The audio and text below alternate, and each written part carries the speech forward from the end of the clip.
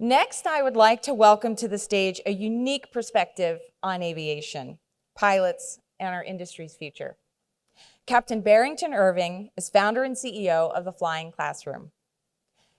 He was also the youngest person to fly solo around the world. That's amazing.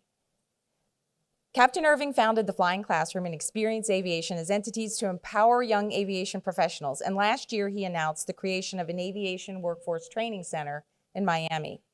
He has been celebrated with a congressional resolution honoring his achievements and received the NASA Trailblazer Award and the NBAA American Spirit Award. He's a good friend to RAA and a good friend of mine, and is presented at our annual convention some time ago. I was honored to continue working with Captain Irving as part of the Aero Club Foundation of Washington, where I saw him capture the hearts and minds of DC kids by putting aviation careers into stories and images that really resonated with them. He understands his audience and what motivates young people.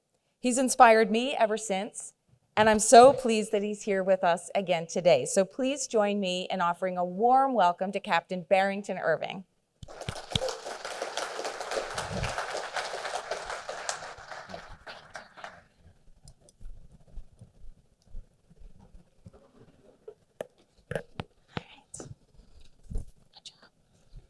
All right, good morning, everyone. Oh, we could do better than that. Good morning, everyone. Good morning. Awesome. Well, I'm very excited about being here, and thank you to the RAA for this opportunity to share some perspective, as well as, of course, we know there are several challenges our industry is facing in a number of different facets. And I'm really grateful for the advocacy, and Faye, thank you for your leadership as well. So with that said, I'll get right into it as it relates to some of the things that we do. So I know you heard earlier all of these different accolades and so forth, but to be honest with you, when I was in school, I had one fundamental question, and that question was, when will I actually ever use this stuff in life, right? Why does it matter? Who honestly cares? And I was born in Kingston, Jamaica, moved to Miami, Florida at the age of 6. While growing up in South Florida, I grew up in 2 of the 3 worst neighborhoods in South Florida. And I had a chance to play football for a team that was ranked #1 in the state of Florida, and we went on to be ranked #1 in the entire country. So naturally, I'm thinking, okay, I'm going to play in the NFL. This is what I'm going to do. And at the time, I played fullback. Ran a 4.3 and a 40, and I just said to myself, okay, this is what I'm going to professionally do, like most kids who are talented in some level of sports. But that all changed when one day I was in a store, and I was looking out the window, and I saw this gentleman. I saw this guy stepping out of a nice, luxurious truck, dressed in this uniform, had a nice watch on, and I'm just looking at him and saying to myself, man, this dude looks like he makes a ton of money, right? I had no clue what he did. And he walks into the store, sees that I'm staring at him, and he approaches me. So he says to me, hey, son, have you ever thought about becoming a pilot? First words out of my mouth, I said, sir, I don't think I'm smart enough to fly an aircraft. And I did have one critical question to ask. That question was, how much money do you make? That's all I wanted to know. So he leaned over and he whispered to me, and he said, son, I make $117 an hour. This was back in 2001. And I looked up at him, and it was as if the heavens were behind him. And all I can utter out of my mouth, I said, legally? And he's like, yeah, it's a real job. This is what I do. That's where my introduction to aviation began. That was it. What happened in that moment? Well, the way he answered the question allowed me to conceptualize what the quality of my life could look like if I pursued this. You see, when it comes to young people, yes, the journey is important, no question. But what do young people really care about? The destination. I didn't ask them how much math or science or literacy I needed to learn. I just simply wanted to understand what the quality of my life could look like. And I'll come back to that shortly. This was my former high school teacher, and she taught social studies. Take a real close look at her face. When I was in school, I absolutely couldn't stand this woman. Her name is Miss Batiste. And Miss Batiste was a teacher who didn't play. Zero tolerance for much of anything. I thought she was difficult beyond belief, but what I didn't understand is Miss Batiste saw more potential in me than I saw in myself. So Miss Batiste would constantly say, Barrington, forget about football, pursue a career in aviation. She constantly nagged me. I ended up turning down my football scholarship to the University of Florida and said, okay, I'm going to pursue a career in aviation.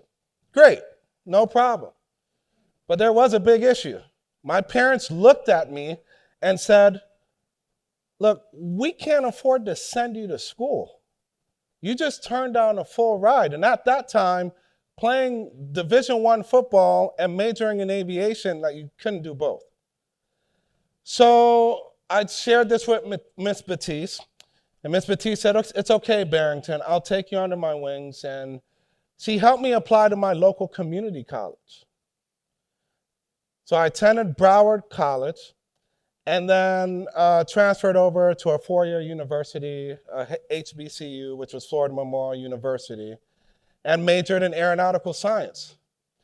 If I did not have her guidance, I wouldn't be standing here right now. Yes, the inspiration was there, no question. But practically, how do you do it? How do you get it done? And Miss Batiste didn't know anything about aviation. She just simply wanted me to pursue a field that she thought was worthwhile and I would have a longer ability as far as a career versus playing football, where if I was lucky to make it, maybe I'd last 2 years, maybe I'd last 3 years. But it's a critical discussion that more and more young people are facing when it comes to challenges. Don't matter if you're from an inner city area, a rural area, or a typical middle class home. How do you practically pursue some of these careers? Think about it. When I played football, I understood the exact pathway from Pop Warner football to the NFL. Do we have that same level of understanding when it comes to various careers in aviation? The answer is no. So if I can't paint you the vision of what you're chasing, then equip you on the actual pathways you can take to get there, what's the point?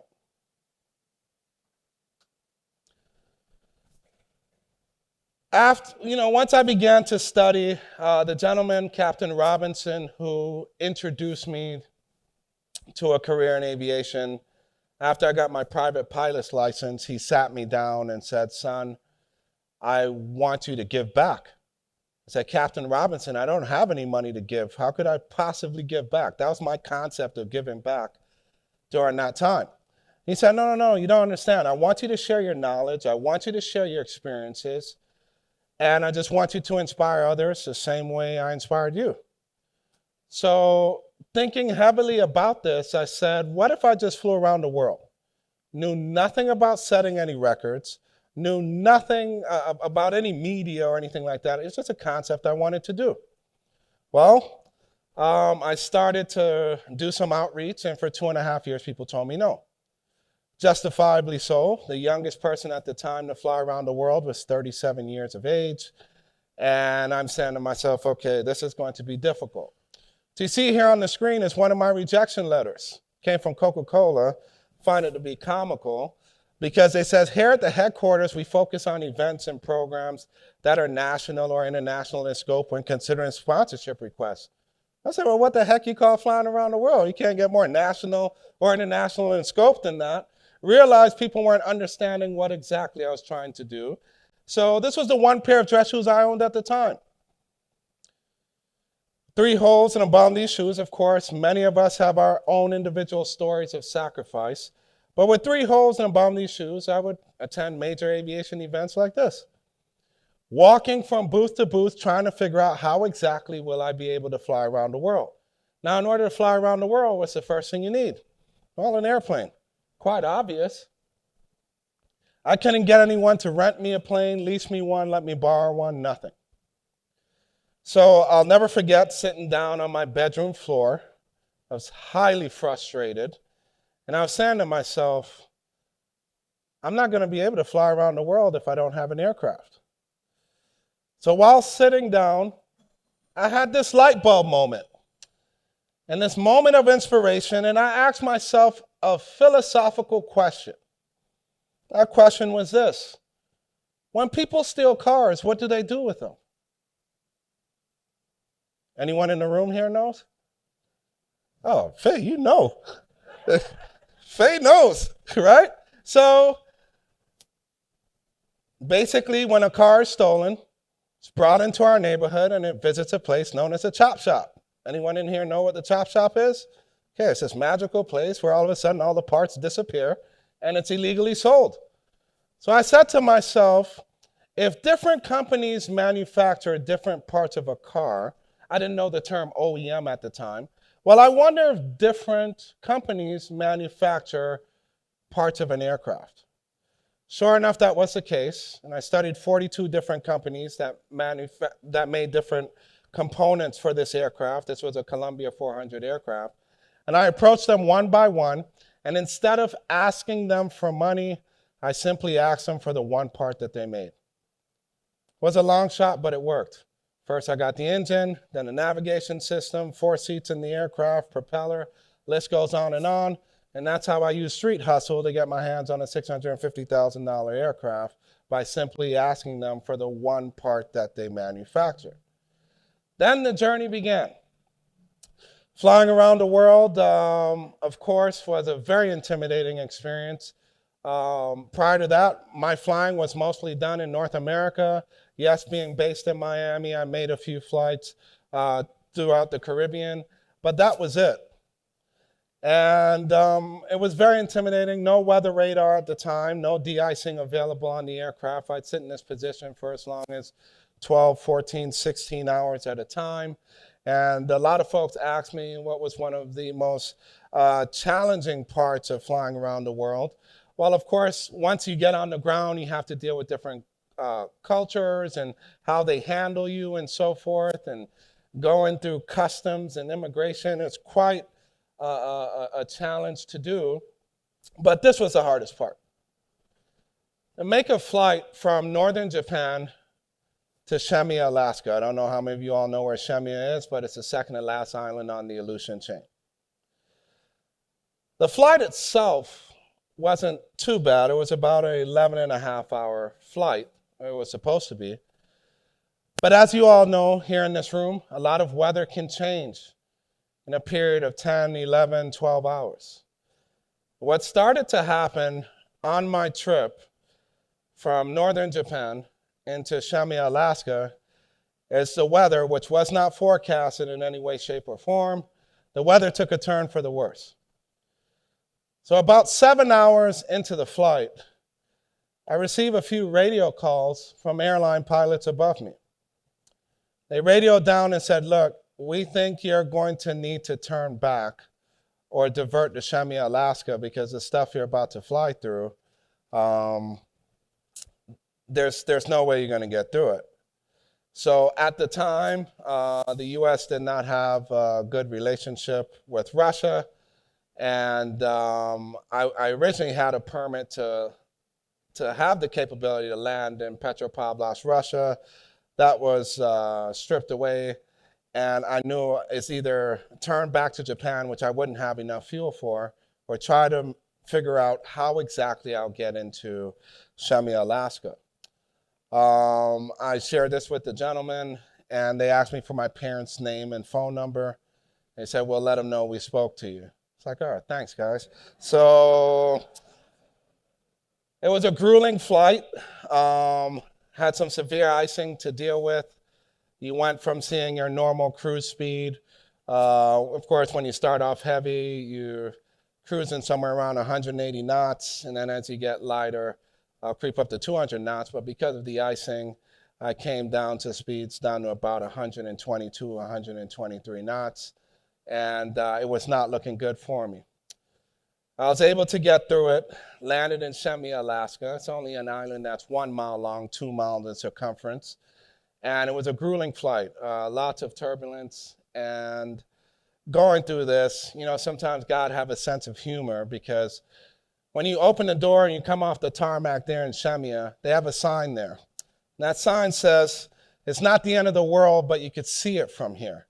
And I'm saying to myself, that's actually fairly accurate. But I was able to get in there, get out, and there's a sign. And my life changed after flying around the world. It took 97 days, 145 flight hours, made 27 stops in 13 countries. Then things began to change for me in some different facets, and I'll explain why. Of course, I wrote a book with Scholastic and started touring across the country. My expectation was actually going to the regionals and then proceed onwards into the airlines, and things changed. There was a teacher who wrote a letter to my team thanking me for flying around the world, and she mentioned that she had no map, no globe in her classroom. However, she went to Walmart, purchased a shower curtain with the world on it, hung it up in her classroom, and everywhere I traveled to, she started to create lessons. She thanked me for inspiring her students, but she begged me to empower them. That letter really touched me, and I said to myself, okay, what can I start to do with kids? So this was the first project we did. Keep in mind, I had no formal education training or anything like that. I just said, I want to do a project where we pull 60 kids from failing high schools in South Florida and challenge them to build an airplane in 10 weeks. Then I would fly it. Mathematically, it was impossible to do. But here's what we didn't factor. What we didn't factor is that these students, instead of leaving, this was during the summer, instead of leaving at 4 o'clock, 4 o'clock turned into all of a sudden they're now leaving at 6, 7 o'clock. 6, 7 o'clock turned into, well, now they're starting to leave at 10 o'clock, midnight. These kids were so intent on finishing this aircraft that they did it. They completed this build of this experimental aircraft. All of them had no background in aviation. It's a Zenith Zodiac XL. Then I had to fly it. How many of you would fly an airplane your kids alongside their friends built? So this was a major success, and we started seeing different testimonials spread as it relates to, look, we're working with students from any background, no prerequisite, getting them to do these amazing different projects. And a lot of adults are approaching us saying, how are you getting your kids to do this? I want to share this with our industry, because everyone keeps on saying we have recruitment issues. We do not have recruitment issues. We have a marketing issue. I'll never forget, remember my former high school teacher, Miss Batiste, who I couldn't stand? So I still speak to her, and she still gives me a hard time, but she inspires me. Now, I'll never forget, I called Miss Batiste one day, and I said to Miss Batiste, as I'm doing all these different educational programs, I said, Miss Batiste, I think I figured out a way to engage students and empower teachers. And Miss Batiste says to me on the other side of the phone, she said, boy, I don't care what you do. And I'm on the other side of the phone line saying, see, this is why I can't stand this woman behind sometimes, right? But what Miss Batiste says in the next few seconds changed my life. Miss Batiste said, Barrington, it doesn't matter what you do. If you can't engage my kids in the first 15 seconds of class, why does it matter? What was Miss Batiste telling me? When it comes to dealing with our young people, what is the very first thing we're in the business of doing? Feel free to answer. See, this is the realistic discussion all of us as adults have to have. Because the very first thing we're in the business of doing is sales. if I can't sell you on what you're about to learn, if I can't sell you on what you're about to pursue, why does it matter?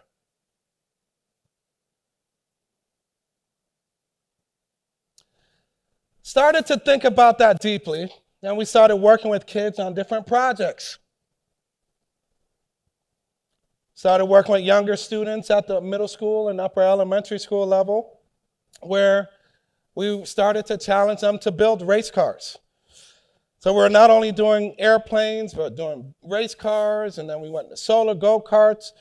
Not too far from here in Virginia, we have a group of students transforming a boathouse into a floating classroom, and we're just doing all these projects with students. So I said, how can I expand our reach on a larger scale? Because if we think to recruit young people, to attract young people to these amazing, life-changing possibilities in aviation, if we think that starts at the collegiate level or even the high school level, totally wrong. Let's talk about the need for aircraft technicians. Major issue. When are you going to start recruiting those students? When they're in high school? Yeah, right. Why do I say that? Well, we've worked with kids building cars and airplanes and so forth, and you know what I realized? If you do not have certain core fundamentals, by the time you're in upper elementary, by the time you're in middle school, guess what? The chances of those students pursuing an actual career in these fields, slim.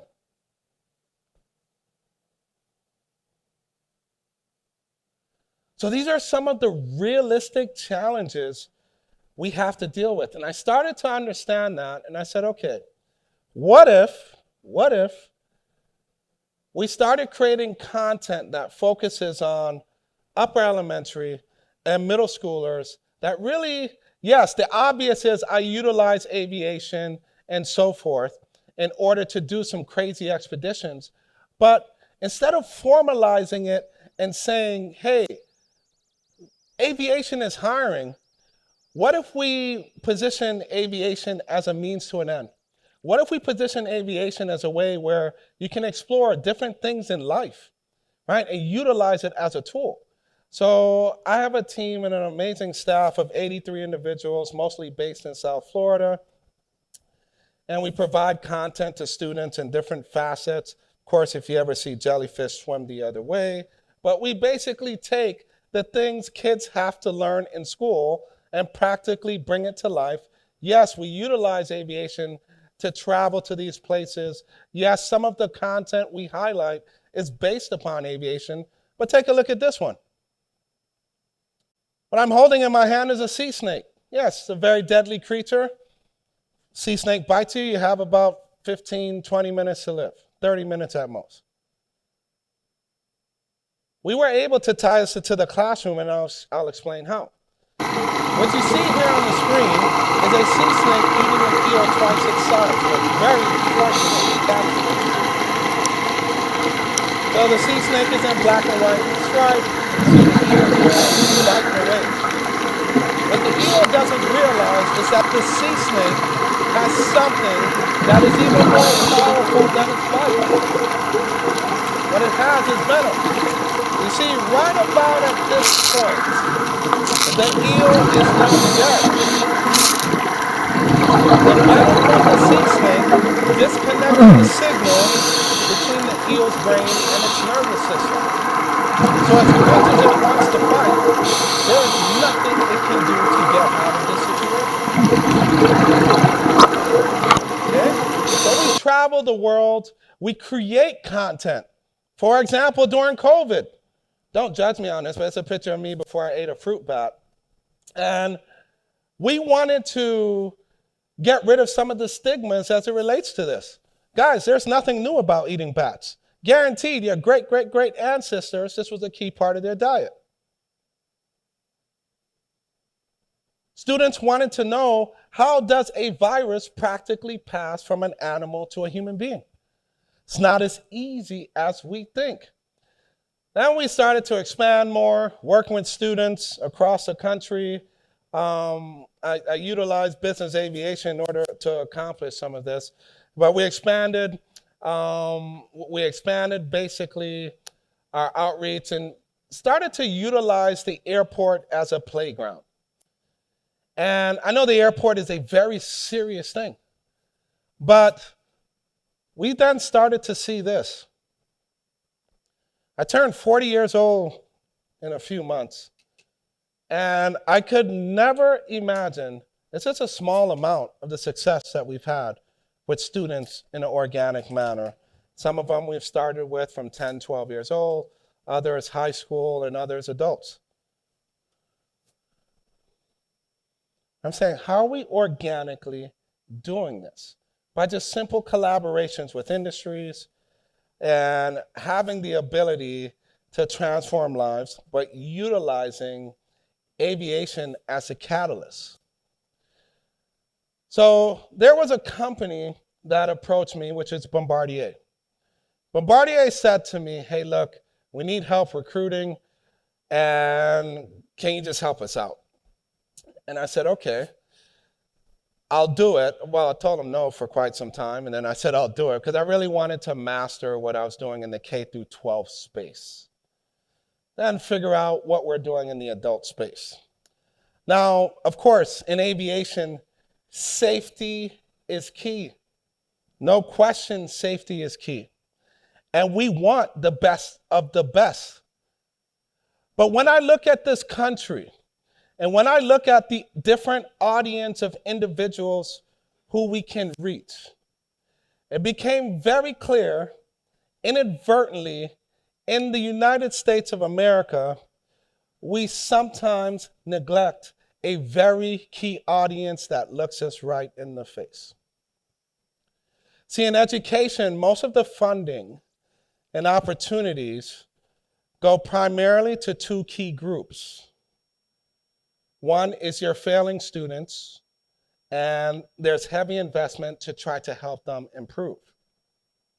The other group are your high-performing students that everyone is after.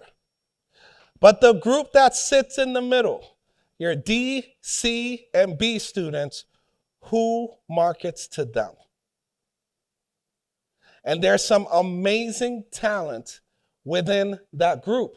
Now, a lot of times that group goes on to graduate high school not really knowing what they want to do in life.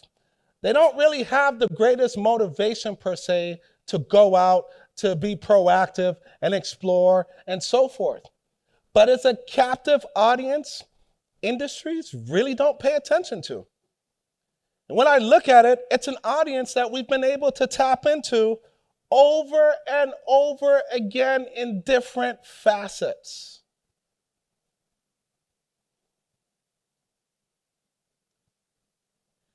But what's the commonality in outreach? Yes, I know these careers are amazing. There's no question about that. But at the end of the day, most people don't care about that initially. What do they initially care about? What's the purpose? Remember the question I asked my mentor? How much money do you make? Yes, the money was important, but what was the real question that I was asking?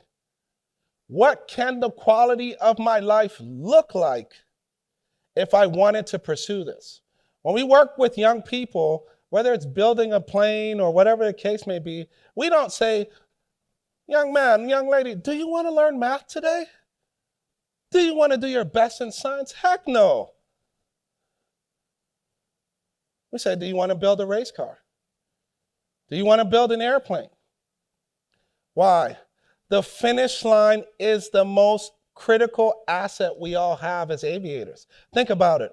If I have an airplane right here, right now, and I had a bunch of students, guess what will happen? Every single one of those students will want to do what? See inside of the aircraft. Even if they don't want to fly. That is power. The problem is our industry hasn't learned yet how to translate that. With that said, I just encourage you all. I know there's tremendous efforts that's being made and within our industry with intent, absolutely with intent. But you have to ask yourself the fundamental question, can I sell this to a third grader?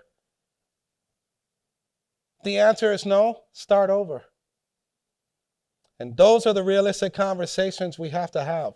Because yes, we do have recruitment challenges, but the greater challenge is marketing. How do we strategically market who we are, what we're about? Think about it. Cell phone companies, apparel companies, they've all figured out how to psychologically tap into the hearts and minds of our kids. Our industry needs to do the same. With that said, I appreciate the RAA giving this opportunity. Faye, thank you once again, and thank you to the organization. Thank you.